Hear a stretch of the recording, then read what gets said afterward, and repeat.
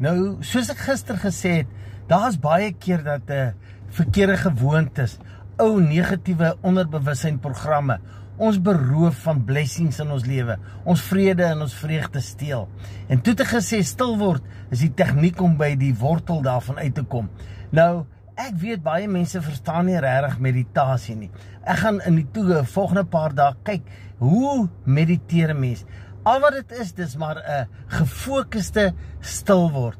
En ek wil vir jou sê, as jy gaan stil word, voordat jy gaan stil sit om iets te bereik, moet daar 'n duidelike intensie wees. Waarop wil ek fokus? Wat wil ek bereik?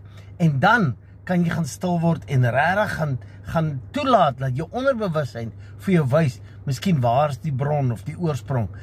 En ek wil net hier sê, stil word is nie net om negatiewe gedagtes te identifiseer, programme nie. Dis ook om nuwe, positiewe programme vas te lê.